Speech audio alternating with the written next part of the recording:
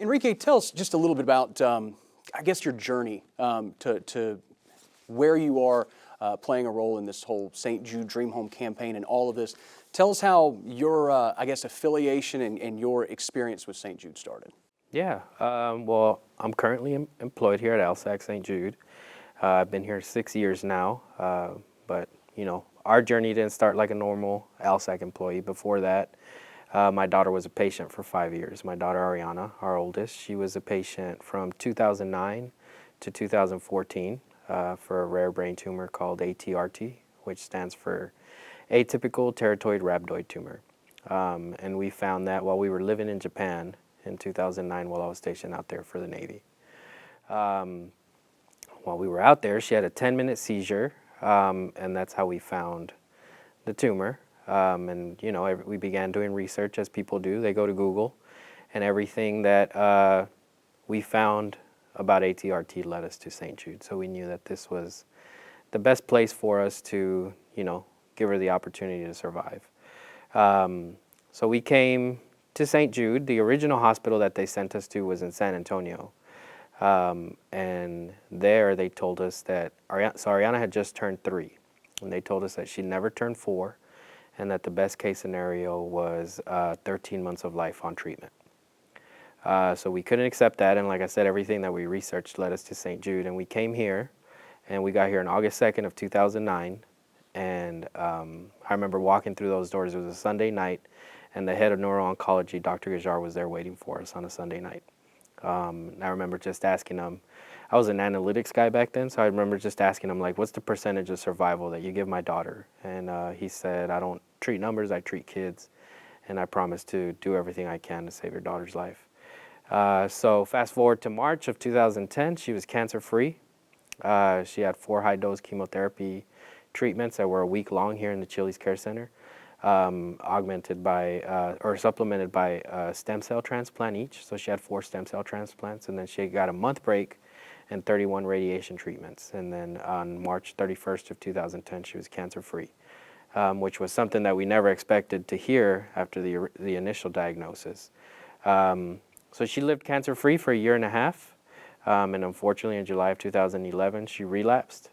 And at that point, we knew it was a genetic disposition, so there wasn't much we can do other than extend her life the best way possible through treatment here at St. Jude. And St. Jude actually found an experimental chemo for her, and we got almost 3 years from that relapse date. Unfortunately, she did pass, but those 5 years that we got to be here at St. Jude, I truly feel are because of St. Jude. Had we not came here, I don't think we would have got Ariana for those extra 5 years that we got her.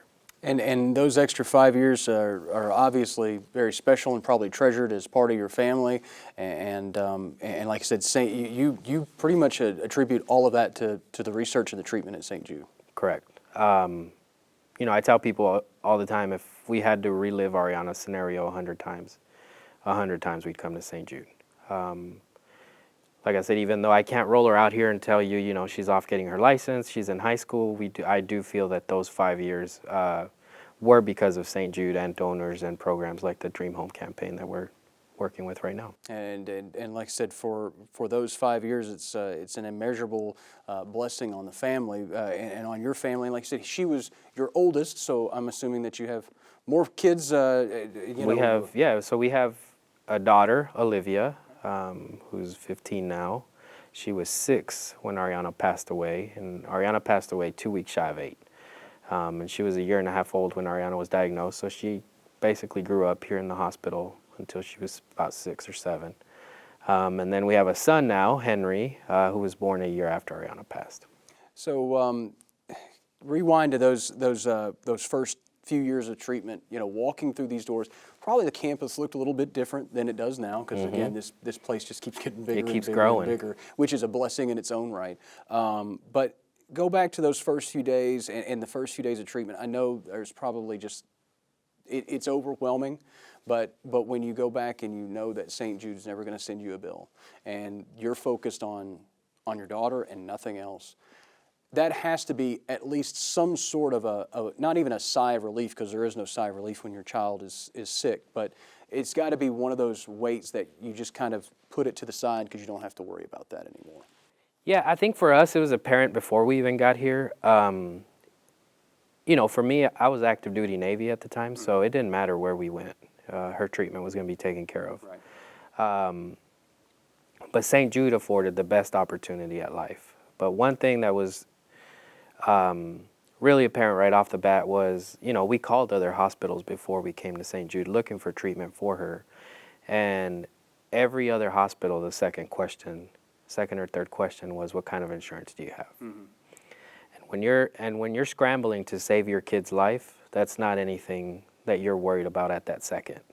You're just trying to save your child's life. And St. Jude never asked us that. So right then, before we even walked through these doors, we knew that their main focus was to save Ariana's life, not how we were going to pay for that. And now being on this side, we understand why, because it's all donor driven and it's all, you know, none of these donations go in vain. Every donation is spent the way it's intended. You know, when we first got here, we lived in housing. Mm-hmm. We got the free meals. We got the free treatment.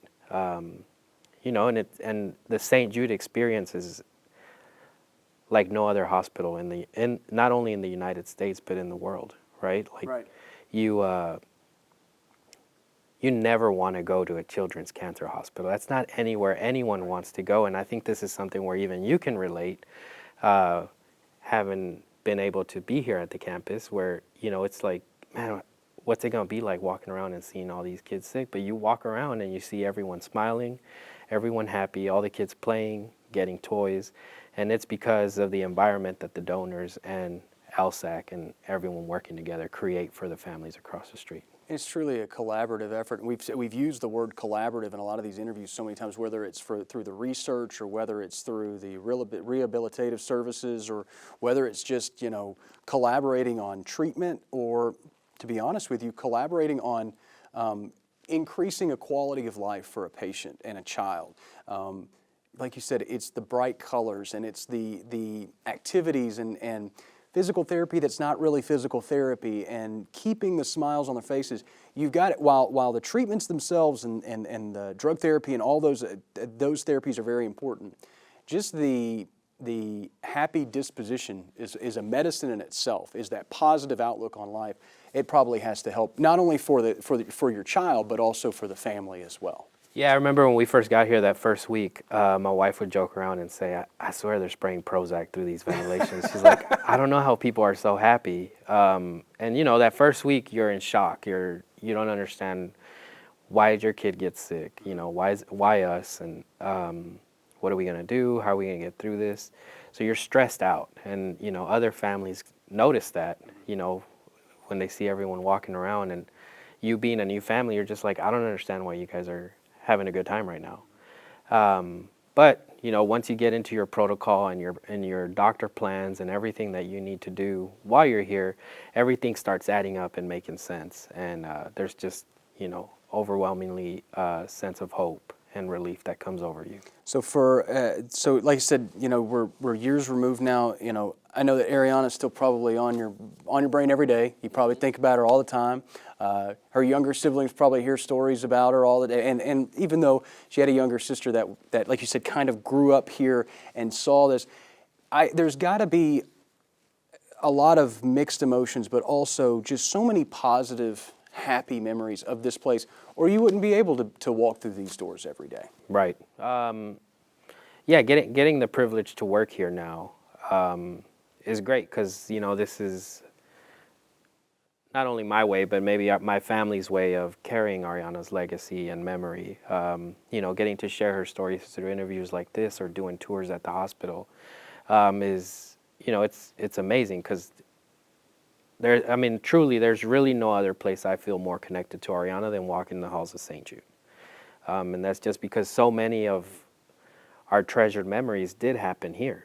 It's crazy to think that that's where, you know, a lot of it happened in a hospital, even though she did ultimately pass away in that building. But it's something that I love to do. And, you know, one thing I tell people from my perspective, when it's all said and done for me, I want to make sure that I did everything, that I know that I did everything possible to ensure no other family feels the pain that my family felt in losing a kid.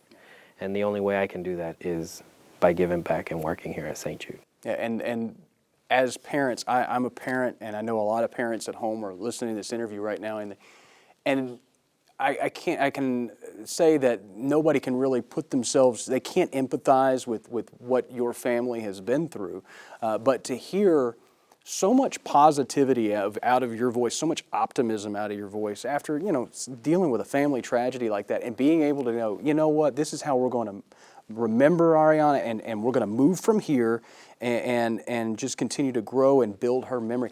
It's a legacy that's going to live on, much longer than any of us will be on this planet, is to be a part of such an amazing mission that continues to build and get bigger and stronger. For those that are at home right now, we're launching our St. Jude Dream Home campaign, and the tickets are going on sale and all those types of things. For those that are at home and they're on the fence about reserving a ticket, or they're on the fence about donating to St. Jude Children's Research Hospital, what would you do to push them off the fence? What would you do to tell them, hey, act now and reserve a ticket or make a donation? Yeah, so one of the interesting things about our story is, like I said earlier when I was talking, we found Ariana's tumor while I was stationed in Japan. Mm-hmm. So before we moved to Japan, I actually lived in Memphis, just prior to St. Jude, prior to everything. And we lived here from 2006 to 2008. I was stationed up north in Millington. And we used to see the commercials all the time. We used to see the Dream Home campaigns on TV all the time. And we'd be like, man, where do they find these poor families? We'd feel so bad for them, never thinking that we'd be on the other side. So all that to say that you never know when you'll need the doors of St. Jude to be open. Never in my wildest dreams did I think we'd be on this side, sharing our story and being one of the poor families that you see on TV dealing with this. But the way I look at it is, it's $100 a ticket. You got an opportunity to win an amazing house.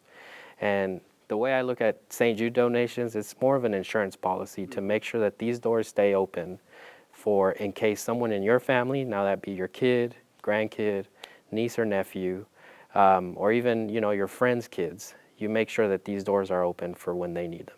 And like you said, it feeds a legacy that goes beyond any one child, any one patient, any one doctor, any one employee, to know that this is going to be here it's been here for 60 plus years. Mm-hmm. It's going to be here for decades and generations to come. And that $100 ticket is your way of adding to the legacy and the memory of everyone that has been through this hospital. Enrique, thank you so much for joining us. Thank you for your service to our country, and we appreciate you sitting down and doing that. Thank you. No, thank you guys, and thank you all for doing this and being such an amazing partner to help our mission.